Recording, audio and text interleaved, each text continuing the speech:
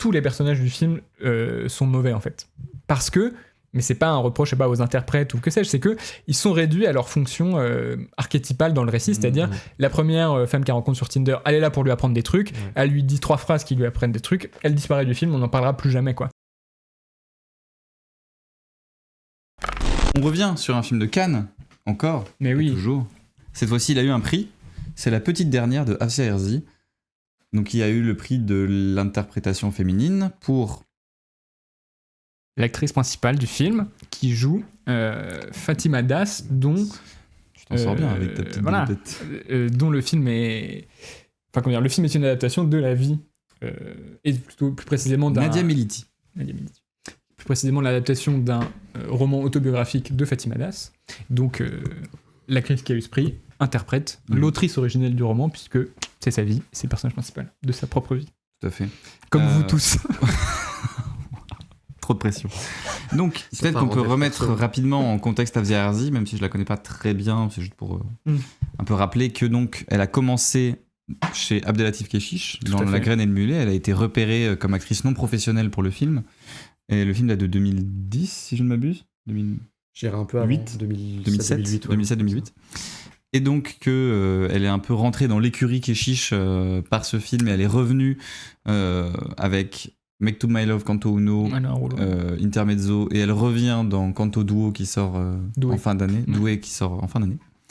Et donc on peut sentir un petit peu dans La Petite Dernière quelques influences kechichiennes, en tout cas quelques impressions, notamment de La Vie d'Adèle, qui avait aussi eu comme projet de faire découvrir une actrice non professionnelle venue des milieux populaires, qui se découvre un amour lesbien trahi. Avec une artiste, ce qui est aussi un point commun, même si c'est pas son métier principal là dans La Petite Dernière. Dans La Vie d'Adèle, c'était l'adaptation d'une bande dessinée. Ici, c'est l'adaptation d'un roman, donc comme tu l'as dit, autobiographique. Ouais. Qu'est-ce que t'as pensé du film, mon Klaus ? Écoutez... ce qu'on peut dire, c'est que le film va suivre un moment de transition de la vie de Fatima, qui est donc musulmane, et on sait qu'elle est croyante puisqu'on la voit prier, c'est d'ailleurs la première chose qu'on la voit faire au début du film. Et donc évidemment, ça va rentrer en conflit avec la découverte de son orientation sexuelle, qui n'est pas tout à fait compatible avec l'islam. Et on va suivre en fait 4 saisons, puisque le film est découpé en saisons. On commence au printemps, juste avant que Fatima ait son bac, et on la laisse 4 saisons plus tard, une fois qu'elle est à la fac, et que, on va dire, cette étape de sa vie est plus ou moins réglée. Maintenant, de ce conflit, le film ne va pas faire grand chose, et c'est là où en fait moi j'étais assez surpris en fait en découvrant le film, notamment parce que c'est un film qui a été quand même bien reçu, assez célébré, qui a reçu la Queer Palm aussi à Cannes, et un film qui m'a frappé, je dirais, par l'indifférence en fait de sa mise en scène au récit qui se déroule devant ses yeux, quoi. Et ça m'a, en fait, dès le début du film, ça m'a un peu surpris, puisque donc au début elle prie, ensuite elle va à l'école, et un de ses camarade, alors je crois que c'est son petit copain si je me trompe pas, qui l'amène en moto, et lui dit attention, on va prendre un chemin, on va descendre des marches et tout, ça va être un peu ça va secouer et tout, on sent que c'est une scène un peu rock'n'roll de liesse, et la caméra est au contraire un peu à distance, très stable, affiche une espèce de neutralité. Je me suis dit d'accord, en fait le film ne va pas du tout chercher à épouser on va dire l'état émotionnel de son personnage principal, et un choix ou plutôt un non-choix, bon, ça sera à débattre, mais effectivement il y a pendant tout le film cette espèce de distance étrange, où je dirais que la mise en scène pour ce qu'il y en a reste relativement imperturbable à ce qui se joue devant elle, et le film m'a semblé m'a semblé d'une étonnante froideur, qui est à la fois au diapason un peu du personnage principal, qui semble un peu de marbre pendant beaucoup des scènes, quand bien même on la voit pleurer. D'ailleurs, elle pleure tout en étant un peu de marbre. Et aussi au diapason, de manière un peu cocasse, mais du jeu de Afia Herzi elle-même, qui a comme, un peu trademark pour simplifier, mais un côté un peu distancé, un peu relativement sobre, assez froid dans le jeu. Et voilà. Et globalement, c'est un film qui m'a paru d'une assez sidérante désinvolture, je dirais, tout du long. Je sais pas, Loïc, si tu veux parler de la mise en scène du film.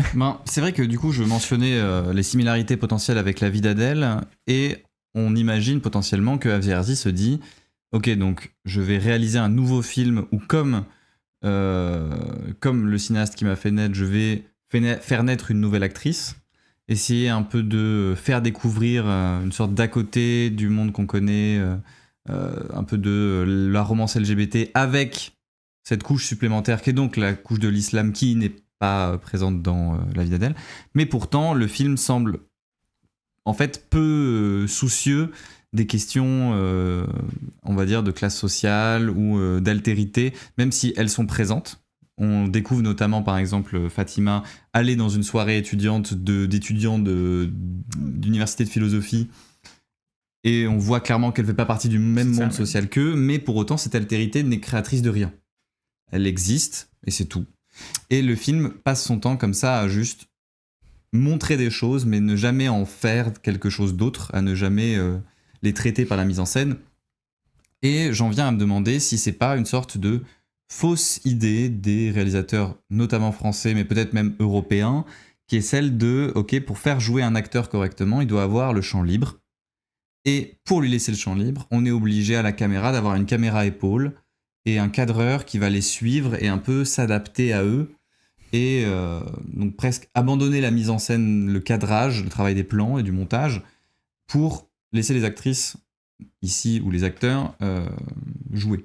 Ce qui serait un peu une version un peu anesthésiée de la méthode Keshish, on va dire, qui se distingue souvent par cette caméra un petit peu dans le flot de l'action, alors avec beaucoup plus de heurts que là dans la petite dernière. Mais ce qui se joue notamment généralement chez Keshish, c'est le montage. Il y a un gros enjeu de montage et... le film dure 3h30, quoi. C'est vrai. Et de friction entre les plans, de friction entre les corps, et de comment est-ce que les choses vont rentrer... vont rentrer en choc, quoi, presque, les plans les uns avec les autres, alors qu'ici, tout flotte et on sent que le scénario est écrit, que ça lit le scénario, et que... Il y a quelques moments, mais vraiment très très rares, où on a des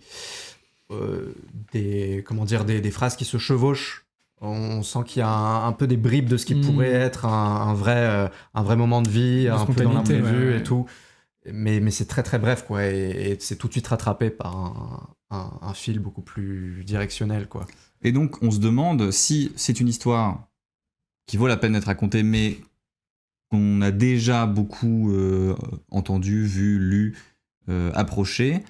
Donc si cette histoire elle existe déjà, qu'est-ce que le film peut faire de plus ? Non, en plus, si c'est une adaptation d'une autobiographie, pourquoi faire un film de ce livre ? La réponse serait donc naturellement la mise en scène, qui pourrait rajouter quelque chose, raconter quelque chose de nouveau. Et encore une fois, comme on l'a dit, le film ne la travaille pas, parce qu'il préfère jouer presque une standardisation des plans pour laisser les comédiennes jouer.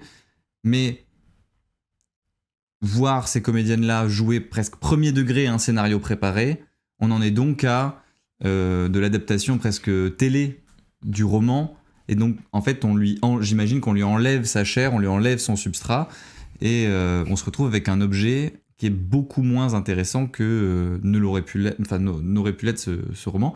Il y a quelques moments, quand même, admettons-le, de mise en scène dans le film. On n'est pas non plus aveugle à cela.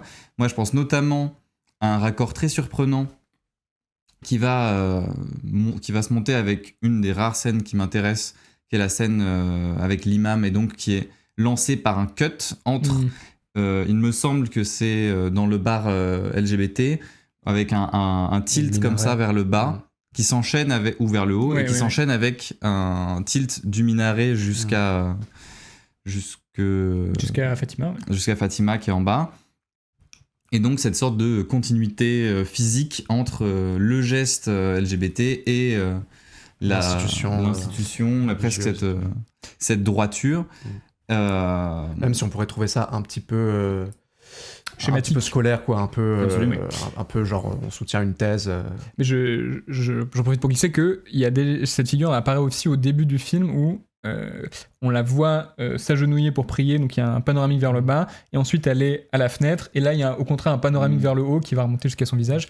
Cette idée un peu force contraire finalement.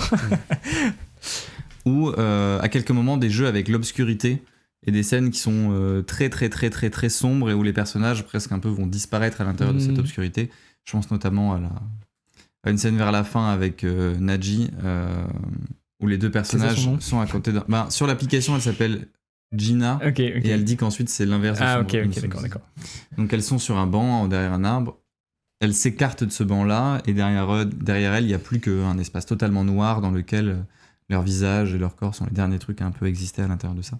Donc ça reste des belles idées plastiques, mais ça vient pas, entre guillemets... c'est pas vraiment de l'ordre de la narration. C'est pas de l'ordre de la narration de 1, en tout cas c'est pas celui-là, et de 2, c'est très rare. Très très rare. Oui.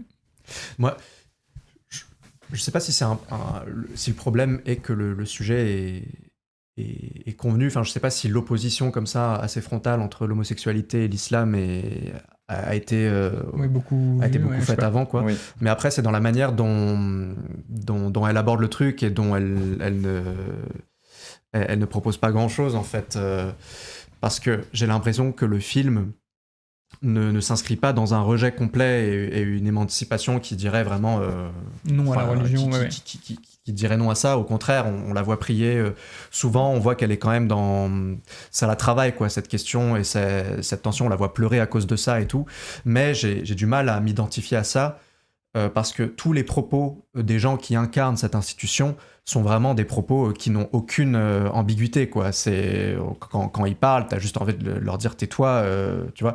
Et donc ça m'empêche moi de rentrer dans ce paradoxe, dans cette contradiction, dans ce dilemme qu'elle ressent. Et donc voilà, donc il y a ça, donc ce rapport à l'islam, il est pour moi pas assez approfondi. Le rapport à sa famille n'est pas assez approfondi. Le rapport à sa seule relation amoureuse, parce qu'elle en a plein des relations, mais la seule qui relève vraiment des sentiments, c'est celle avec la coréenne. Pareil, on ne sait pas trop où ça va, donc j'ai l'impression qu'elle égrène des choses comme ça qu'elle ne conclut pas à chaque fois, quoi. Bah, c'est un peu marrant parce qu'on a parlé juste avant de Chronology of Water qui imaginait cette espèce de montage pour traduire quelque chose de l'ordre du roman, peut-être quitte à ce que cette espèce de forme prenne un peu trop de place. Là, c'est un peu l'option inverse, c'est-à-dire on va s'emparer d'un roman et ne rien inventer du tout à partir de ça. En fait, ce qui est un peu triste, c'est que, en fait, je suis tout à fait d'accord avec ce que tu dis, c'est que c'est un film qui n'a absolument aucune singularité, quoi. En fait, on a l'impression que du récit autobiographique, ou en tout cas du récit de ce personnage, elle n'a retenu que ce qui serait un peu la structure en pointillé d'un récit un peu d'apprentissage, avec très directement des moments où on va lui apprendre des trucs. Sa première rencontre Tinder, c'est une femme plus expérimentée, plus vieille qu'elle d'ailleurs.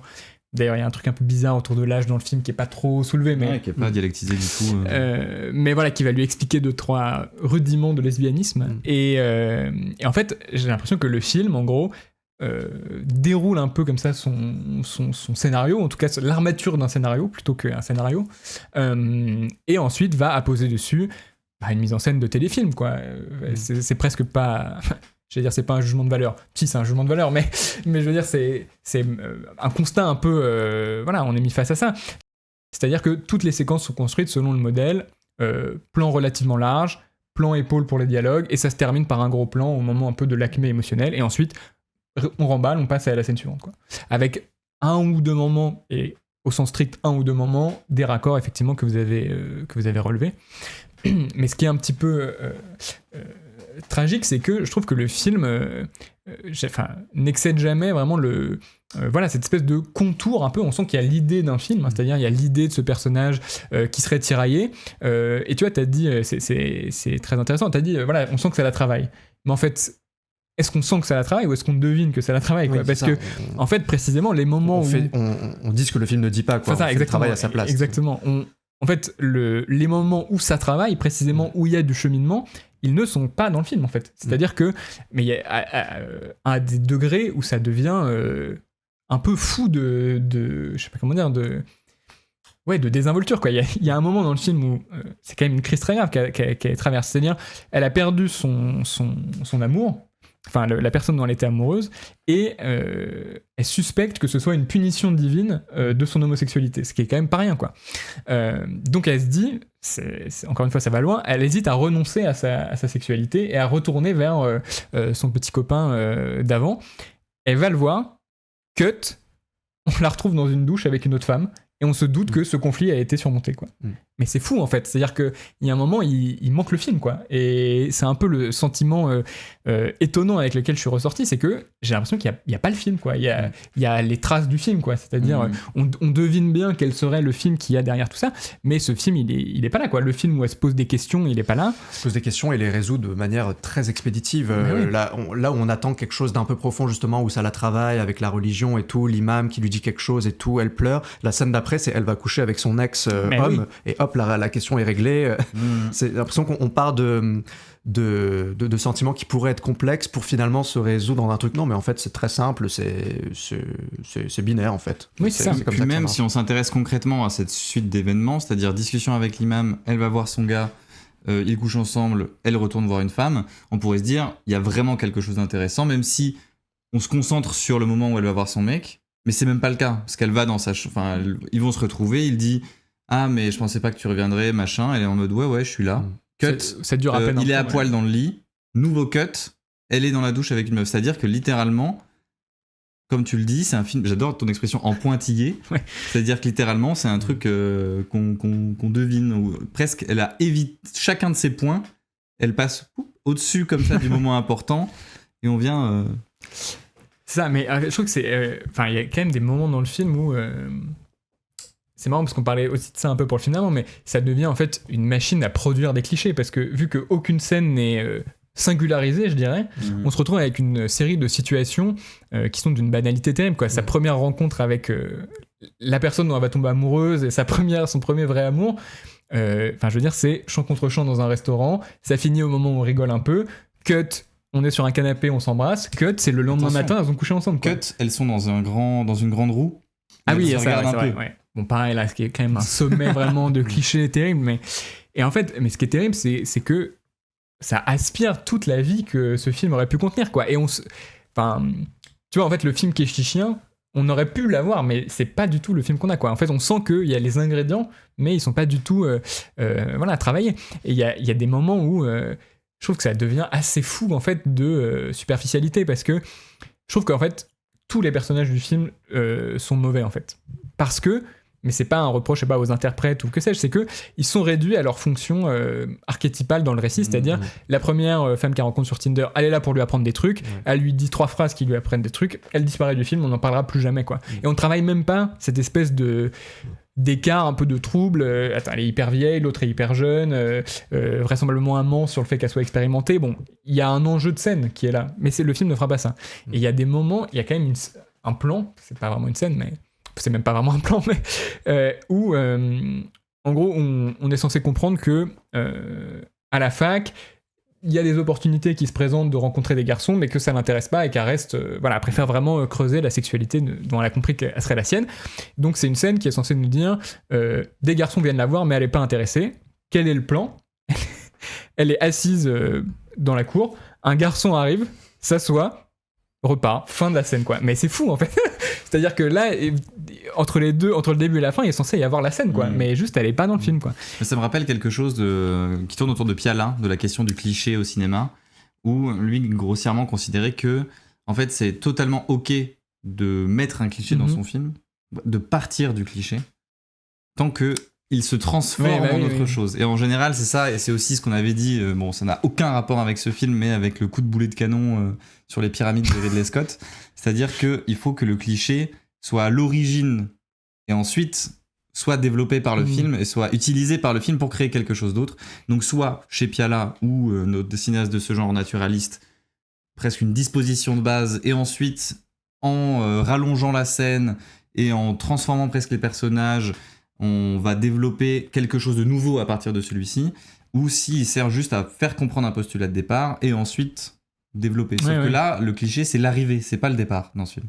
Bah oui, et du coup, je trouve que c'est pour ça que je disais tous les personnages, je les trouve mauvais, mais tu vois, son groupe d'amis dont on se doute qu'ils sont pas très ouverts au fait qu'elle pourrait être homosexuelle parce qu'ils font des blagues et tout, À l'écran, ils sont quoi ? Ils sont un groupe d'amis indifférenciés qui font des blagues de beauf, et c'est tout, quoi. Ils n'existeront pas plus que ça.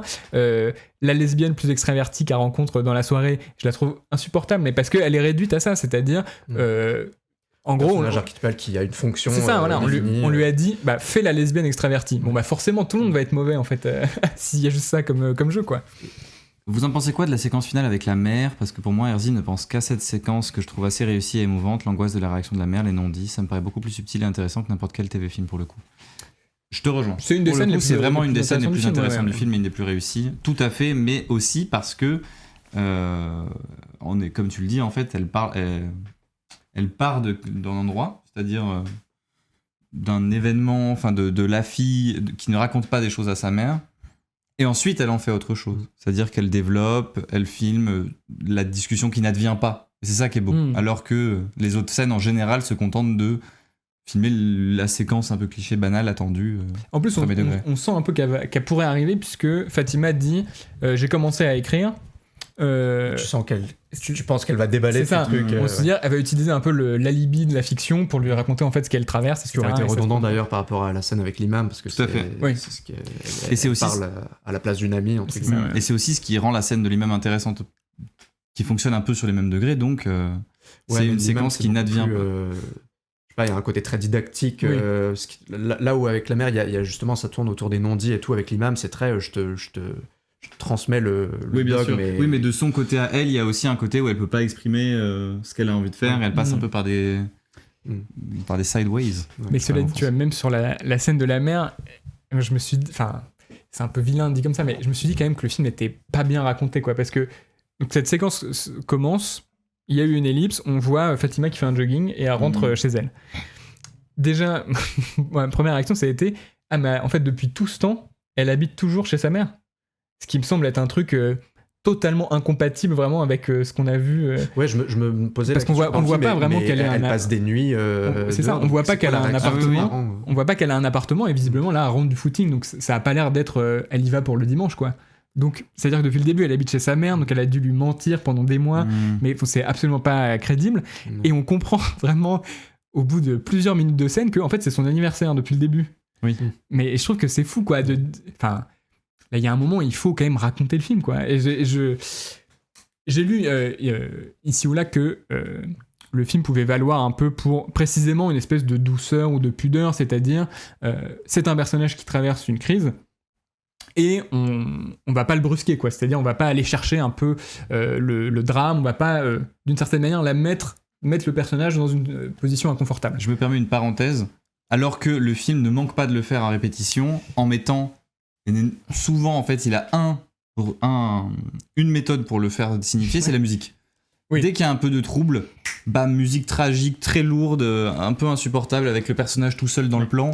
Donc il est même pas pudique. Non, mais en plus, la part émotionnelle du film, c'est musique et surtout gros plan sur elle qui pleure, et ensuite on passe à autre chose, quoi. Mais presque, il y a un côté passage obligé, c'est-à-dire, allez, on vous met 3 secondes de elle qui pleure, bon c'est fini, vous avez compris qu'elle pleurait. Et en fait, là où ça me semble... disons vraiment être très très gentil avec le film, c'est que pour moi c'est pas un film qui est doux, et en plus sur le papier j'aime bien cette idée de dire on part d'un postulat de départ qui augure un certain conflit, religion versus sa sexualité, et en fait finalement tout se passe bien, un peu par miracle, quoi. En fait tout se passe bien, et voilà, le film déjoue le pathos parce que les choses se passent bien, mais là c'est pas que les choses se passent bien, c'est que les choses ne se passent pas, quoi. Elles sont pas dans le film, et en fait ça devient pour moi pas de la douceur, mais précisément on tombe dans l'extrême inverse, c'est-à-dire il y a une forme d'indifférence, c'est-à-dire que le film laisse tomber son personnage et la laisse toute seule pour faire les décisions, pour prendre les décisions, pour se remettre en question, pour subir tout ça intérieurement. En fait, le film l'abandonne, quoi. C'est un peu le coup de filmer des gros plans avec une profondeur de champ très ténue pour dire voilà, je fais un film portrait.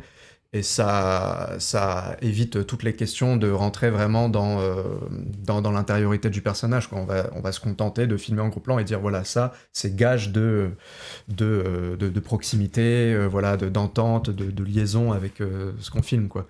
Et du coup on va éviter tout travail plus humain derrière, quoi. Le cadrage comme ça, ce film se suffit à lui-même. Et ce qui est surprenant aussi, c'est que dans ce travail de pointillé, le film n'est pas égal, notamment la séquence où donc elles sont censées tomber amoureuses, Fatima et Nadji. Ok, d'accord, donc elles se rencontrent, elles vont dans une fête foraine, elles font des bisous, elles vont à la Gay Pride. C'est l'histoire d'amour du film. À partir de là, elle disparaît et Fatima va rester un peu dans le regret de cette relation. Par contre, dès qu'elle rencontre le couple lesbien en soirée de gens de philo, là, cette relation-là est beaucoup plus longue. En tout cas, il y a plus de scènes tout simplement à l'écran de ce nouveau couple. Et on commence à se demander, mais... C'est pour ça que alors, on rentre un peu dans le champ politique et moins si cinématographique, mais le film est un peu brandi comme je sais pas, un film sur la lesbianité et tout, mais je me demande si c'est pas plutôt un film sur l'éveil sexuel et je sais pas vraiment ce qu'il raconte de l'homosexualité, de cet éveil, quoi. Si je puis me permettre, je pense que c'est quand même assez relié, qu'en général, la question la plus complexe vis-à-vis de l'homosexualité, c'est sa découverte, le fait de comprendre qu'on n'est pas, entre guillemets, dans les normes, notamment celles dictées par l'islam. Mais après, c'est vrai que le film travaille si peu ce truc-là que c'est presque une fausse promesse que nous fait le film que de dire il va y avoir conflit là-dessus, quoi. Effectivement, en fait, mais tu vois, il y a des trucs sur... tu parles de la scène avec la Gay Pride, mais c'est là où l'argument un peu de le film ne veut pas trop en faire, à mon avis, il s'effondre, c'est que ça détruit complètement le personnage. C'est-à-dire, qu'est-ce que c'est que ce personnage qui... la scène A se cache derrière une casquette, met pas son vrai nom sur des applis de rencontre et tout, et la scène B est en train de manifester à la Gay Pride, va dans des soirées gays, etc. Enfin, pour moi, ça devient incohérent parce que le film ne fait pas le boulot qui nous permet de comprendre le cheminement de ce personnage, quoi. Mais en plus, la scène à la Gay Pride, faut pas oublier qu'il n'y a pas juste un plan sur elle qui se balade et qui découvre le truc, c'est-à-dire que elle va faire plein de plans sur tous les autres. Ouais. Ça se voit qu'elle est allée dans une vraie Gay Pride, qu'elle est allée filmer un peu les vrais événements. Elle s'est dit, ah, cette meuf qui est DJ sur un camion, c'est vachement chouette, machin, etc. Donc, même pour ça, elle s'éloigne de son personnage et de ce qu'elle pourrait vivre de ce moment-là, comment elle perçoit, comment elle expérimente le fait d'avoir trouvé une communauté, d'avoir trouvé un groupe, d'être fière de cette identité, au sacrifice de juste à quoi ça ressemble une Gay Pride, quoi. Bah, justement, par rapport à ça, et aussi pour revenir à ce que je disais juste avant, quand je disais c'est pas tant un film sur la lesbianité que l'éveil à la sexualité, c'est que j'ai l'impression que c'est aussi un truc très coup de com' pour une appli de rencontre gay, tu vois. Plus que pour vraiment questionner des trucs un peu profonds sur notre identité, tu vois. Et ça passe par la scène de la Gay Pride où toutes les formes de relations que je peux avoir, donc la meuf dans la voiture, le couple avec qui elle va avoir un plan à trois. Oui, un côté catalogue un peu. Un côté un peu catalogue de tout ce que je peux faire et avec derrière ça la caution un peu d'émancipation contre l'institution religieuse, quoi. Mais qui induit une sorte de fantasme un peu... je sais pas, un peu libéral des relations, quoi, je trouve. Qu'est-ce que tu veux dire ? En fait, à mon avis, la scène de la Gay Pride, elle a traduit, ou elle trahit aussi, parce qu'on la trouve pas réussie, mais elle trahit aussi un peu un truc qui serait une ambition en fait du film de construire de la représentation. Assez nettement, il y a cette idée de dire, je pense que tu vois, pourquoi en faire un film ? À mon avis, la réponse, mais qui est pas tout à fait une bonne réponse, parce que c'est pas vraiment une réponse dans le champ esthétique, mais c'est pour montrer qu'on peut être musulmane et lesbienne et vivre les deux, quoi. Mais le problème, c'est que le film fait tellement pas le travail qu'il se réduit aussi, lui, un peu comme ce qu'on voit dans la manif, c'est-à-dire c'est une pancarte, quoi, avec un peu rien derrière, de dire on sait que c'est possible et on mime un peu le film qui vous dirait que c'est possible, mais finalement le film on le voit pas, quoi. Et je repense ce qu'on disait sur la question du cliché et la relation amoureuse qui se crée vraiment un peu encore une fois avec des involtures, mais il y a quand même un moment assez incroyable dans leur premier date où Fatima demande c'est un truc trivial, mais je pense que c'est révélateur, elle demande à son interlocutrice qui est d'origine coréenne, est-ce que tu manges du chien, qui est quand même un truc fou de racisme, quoi, évidemment. Je cite, tu manges du chien ? C'est ça, tu manges du chien. Et en fait, à la fois c'est un peu fou et en même temps disons qu'il y a l'embryon d'un truc, et je pense à typiquement le genre de truc, même si je connais pas très bien Keshish, mais qui aurait pu alimenter un film de Keshish, c'est-à-dire elle, on voit bien que la question de son origine, on lui renvoie, toutes les personnes qu'elle croise lui demandent « Et toi, t'es de quelle origine ? Si bien qu'elle en vient un peu à mentir pour détourner, elle dit « je suis égyptienne, etc. » Bon. Et donc finalement, là, ce qui est intéressant, c'est que elle, qui vient aussi d'un milieu social qui est identifié, on voit comment sont ses amis et tout, elle fait preuve, d'une certaine manière, du même racisme, de préjugés. C'est ça, du même genre de préjugés qu'on lui a affublé. Ouais. Et donc là, il y aurait eu vraiment du jeu, quoi, au sens quelque chose qui se noue, puisque toutes les deux sont issues de l'immigration, etc. Et ça aurait pu être une des raisons, en tout cas, voilà, un truc qui... Ils n'ont pas choisi une coréenne pour rien non plus. C'est ça. Quelque chose qui cimente un peu ce couple. Mais en fait, c'est tellement avalé par la forme du cliché, c'est-à-dire le dîner romantique aux chandelles qui se passe bien, que le film presque s'arrête pas là-dessus, quoi. Et ça aurait été intéressant si c'était ça, ce que tu dis, mais moi je pense que cette réplique, elle s'explique aussi surtout par autre chose, c'est l'évolution du personnage au fil de ses premiers dates. C'est-à-dire qu'au début, c'est quelqu'un de complètement hermétique qui va poser un peu les questions sans trop assumer de les poser. Le deuxième date, ça va être avec l'Allemande dans le bar où elle va commencer à s'ouvrir un tout petit peu, mais on va quand même continuer de comprendre qu'elle est... Ouais, elle ment déjà. Et de comprendre aussi qu'elle est un peu décalée, qu'elle est encore dans ses références qui collent pas du tout avec son date. Elle parle d'Alvin et les Chipmunks. et à ce moment-là, l'Allemande lui dit « Ok, ça va pas trop le faire, je pense. » Et petit frère un hamster. Et petit à petit, comme ça, elle s'ouvre tout en gardant un peu son côté naïf avec ses références tu vois, ses références culturelles et tout, jusqu'à ce moment où elle est avec la coréenne. Elle balance une référence comme ça, un peu décalée sur tu manges des chiens ou quoi. Mais après, elle va s'ouvrir complètement et raconter plus sa vie. Et machin. Donc, je pense que c'est plus un truc dans l'évolution du perso, quoi. T'as un truc à dire peut-être un tout petit dernier truc quand même pour finir sur, selon moi, une note un peu plus positive. Tu as parlé du médecin fou qui est le personnage. Alors, pour moi, il y a des personnages un peu comme ça qui sont secondaires, qui sont un peu périphériques dans le film. Le pneumologue et l'ex homme du coup que je trouve pas si mal parce qu'ils sont un peu atypiques en fait.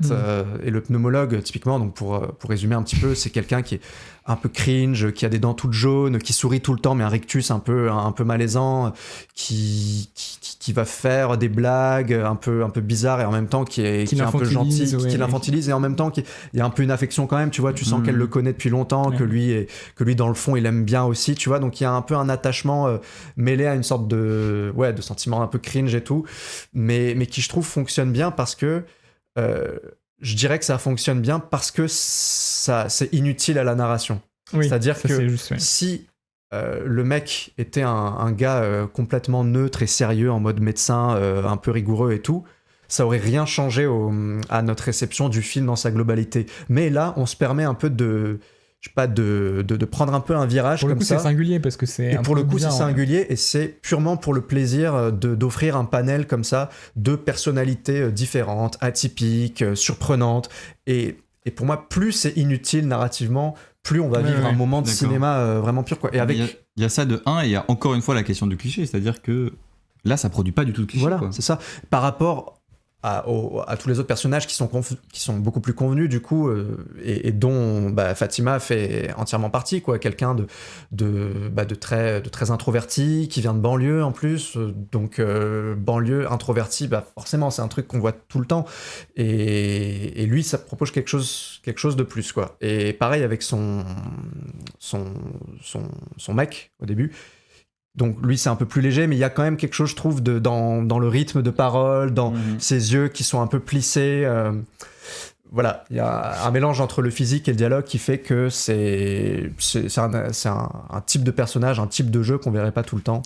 Mais je trouve que c'est les moments que tu pointes sont parmi les rares moments où le film réussit, à mon avis, ce qu'il essaie d'obtenir du point de vue du jeu des acteurs, qui je trouve du reste marche pas tout à fait. C'est une espèce de frottement, quoi. Un truc un peu... ils ont pas un jeu tout à fait traditionnel où on sent qu'il y a des moments, des petits ratés, des petites phrases qui partent trop tôt, qui se chevauchent un peu, des ah ouais, ok, et des trucs un peu, des sortes de maladresses qui existent dans la vraie vie mais qu'on voit pas souvent au cinéma, et je sens qu'elle a envie de créer un peu ce genre d'accident et tout, Après, ça me semble dans le reste du film extrêmement artificiel en fait, précisément parce que c'est surjoué. En fait, c'est un film le naturel est surjoué. Quoi. Oui, c'est ça. Et puis c'est un film qui est tellement atone que rien ne sent la vie, quoi. Et du coup, ça semble encore plus fabriqué. Et du coup, je ruine ta bonne idée de finir sur un truc positif. Mais non, mais je reviens à ce truc un peu de le film serait doux. Mais en fait, le film, je trouvais hyper ingrat en fait avec tous ces personnages parce qu'ils sont précisément utilisés par la narration. Seulement pour ce qu'ils ont à apporter à Fatima et ensuite vraiment jetés à la poubelle quoi. Aucun de ses interlocuteurs, enfin le médecin on le voit 2 fois, 1 fois et demie on va dire, mais tous les autres ils sont un peu jetés quoi et c'est presque pas respectueux par rapport à eux quoi de dire je fais venir un acteur, une actrice, j'invente un personnage et en fait je lui mets dans la bouche les 3 conseils de mentor dont elle a besoin à ce moment-là et ensuite je la vire du film quoi. Et je trouve que là-dessus le film est pas du tout après ça c'est le côté un peu conte récit initiatique où c'est vraiment un film sur elle, on est sur son visage tout le temps et elle va croiser un peu des gens sur son mais il y a quand même une manière de faire imaginer que les personnages qu'on croise, ils ont toute une vie, tout un univers derrière eux, et c'est ce qu'on a précisément chez les 2 acteurs personnages que tu mentionnes, et qu'on n'a pas chez les autres. Encore une fois, je reviens à Piala, parce que j'y pense, je lis beaucoup autour de lui en ce moment. Voilà, c'est le GOAT. On lui a toujours reconnu ce talent de faire imaginer qu'en fait, n'importe quel personnage du film aurait pu être un personnage principal d'un autre film. Et un univers derrière lui, et moi, honnêtement, ça me dérangerait pas de voir 1h30 sur le pneumologue, tu vois. Je peux voir son petit film. Même si j'espère qu'il va perdre sa licence, parce qu'il est trop bizarre quand même pour exercer. Alors que y a beaucoup de personnages du film, en effet, même un court-métrage, ça tient pas, quoi.